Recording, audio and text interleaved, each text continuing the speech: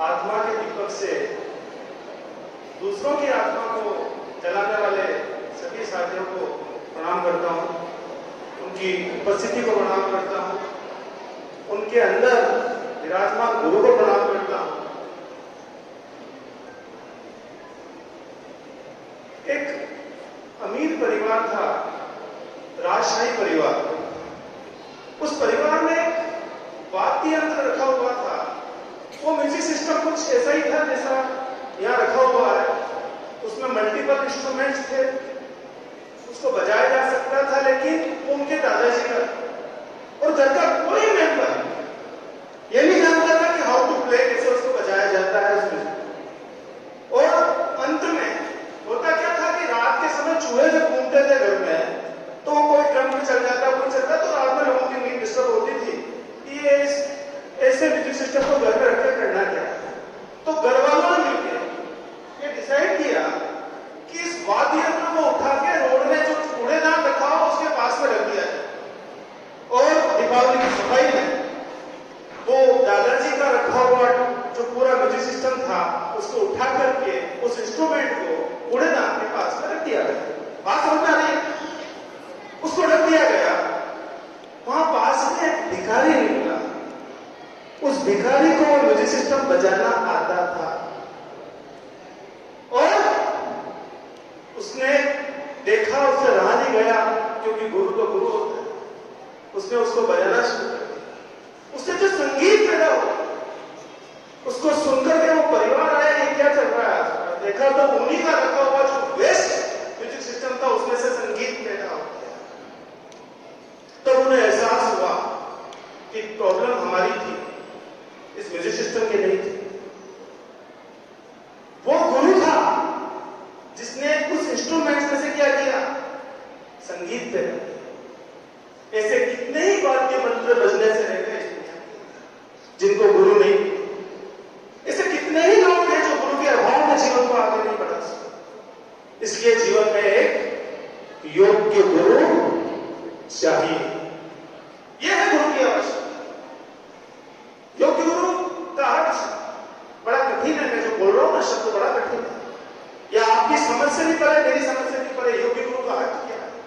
योग्य गुरु राम को मिल सकते हैं वशिष्ठ के रूप, योग्य गुरु कृष्ण को मिल सकते हैं संदीपनी के रूप में, और योग्य गुरु विवेकानंद को मिल सकते हैं रामकृष्ण परमहंस के रूप में। ऐसे कई गुरु हैं। दिनेश सर ने बताया है, बिल्ली भी एक गुरु है। कोई एनिमल आपका गुरु हो सकता है। जहां से जीवन की कला सीखी जाती है वही गुरु है, जो बुराई से हटा दे, धिक्कार से हटा दे। क्यों आषाढ़ मास में गुरु पूर्णिमा मनाई जाती है? इसलिए मनाई जाती है कि चंद्रमा के आसपास बादल छाए रहते हैं, उस अंधकार में भी चंद्रमा अपनी रोशनी निकाल के बाहर आ जाता है। ये गुरु की महिमा। इसलिए आषाढ़ मास में गुरु पूर्णिमा जो मेरा सोच है। गुरु एक असामान्य तत्व है, just like gravitation force science में लोग कहते हैं, ये पुल करता है, खींचता है, धक्का देता है, सब करता है। ये प्रभावित करता है, आकर्षित करता है अपने ज्ञान से, अपने होश से। इसके अंदर एक ताकत है, ये खींच देता है आदमी। कितनी प्यारी प्यारी कविताएं बच्चों ने सुनाई। एक बार तो मुझे कॉपी करने की कोशिश की, अच्छा लगा। बड़े प्यार से तरीके से वो, जैसे मैं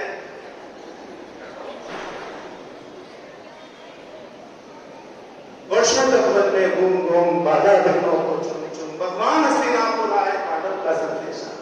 तो न्याय तो आजाद हो, पर इसमें यदि बाधा हो तो देखो, केवल 5 नाव रखो अपनी धरती तमाम, हम वही खुशी से खाएंगे, बड़े झट से उठाएंगे। दुर्योधन वो भी दे न सका, आशीष हरि का ले न सका, उल्टा हरि को मारने चला, जो था असाध्य साध्य चला। जब नाश मनुष्य पर छाता है पहले विवेक मर जाता है। हरि ने भीषण हुंकार किया, अपना रूप विस्तार किया, दिक्कत दिक्कत दिक्कत बोले, भगवान को भी पर बोले, आ दुर्योधन बाल मुझे। तब ये बोला, कितनी प्यारी कविता है इसमें से। थैंक यू बेटा, इसके लिए तालियां बजाइए।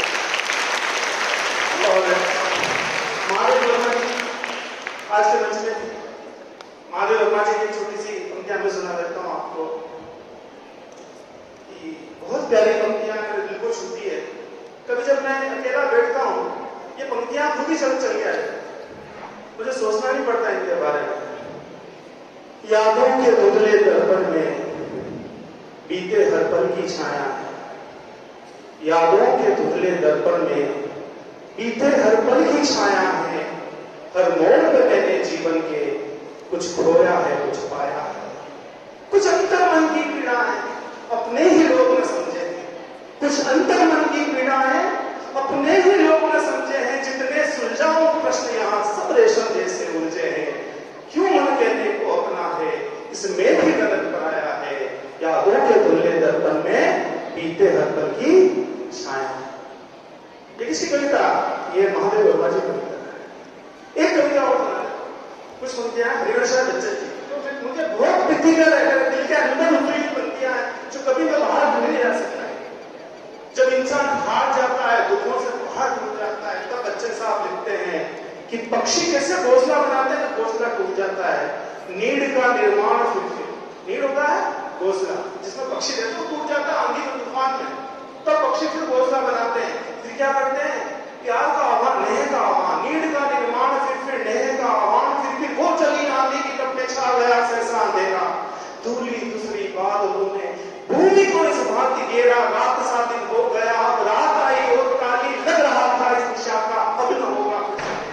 ऐसा देखो, रात तो दिन तो हो गया रात जैसा, और जब रात आई तो और काली आएगी, क्योंकि दिन में अंधेरा हो गया, बारिश के दिनों में तूफान आया, आंधी आई, बारिश हुई तो अंधेरा हो गया, तो रात कैसी आएगी, और काली आएगी। तो कितना सोचा, कभी ना सोचो आप। लग रहा था इस दिशा का अब न होगा फिर सवेरा। और लास्ट में क्या लिखा, किंतु प्राची की उस उषा से सूरज की मोहिनी मुस्कान फिर लेकिन फिर सूरज उठ के आ जाता है, फिर जीवन में चेतना। ये सब गुरु हैं जो सिखा रहे हैं। इतनी प्यारी कविता सुनाई। और कुमार विश्वास जी कविता तो लेने में बहुत मुश्किल है, तो बच्चे ने सुनाई है, और कोई हो तो मिलेगा। एक कुमार जी विश्वास जी कविता है कि तो बच्चे ने गाया वही है। न पाने की खुशी है कुछ, न खोने का कुछ गम है। ये दौलत हो शोहरत सब कुछ जख्मों का मरहम। अजब सी कश्मकश है रोज जीने और मरने की। मुकम्मल जिंदगी तो है मगर पूरी से कुछ कम। ये उर्दू बस में और मैं हिंदी माँ का जाया। ये हिंदी ये उर्दू बस में और मैं हिंदी माँ का जाया।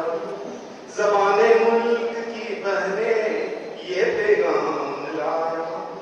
मुझे दुगनी मोहब्बत से सुनो उर्दू ज़ुबान।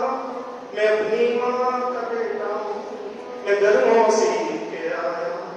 मैं अपनी माँ का बेटा हूँ, मैं गर्मों सीख के आया। गुरु पूर्णिमा के असली को बधाई। बहुत टाइम हो चुका है, बहुत कुछ है, वो भी कविता है, बहुत अच्छी कविता है सुनने वाली, जिसमें से एक और कविता कभी सुनाऊंगा मैं आपको, याद आ रही है। बहुत प्यारी कविता है कि सपने जले फूल से गीत चुभे शूल से। बहुत अच्छी कविता है, नीरज की लिखी हुई। ऐसी कई कविताएं हैं, लेकिन कभी मौका मिलेगा तो आपसे बात करें। Thank you.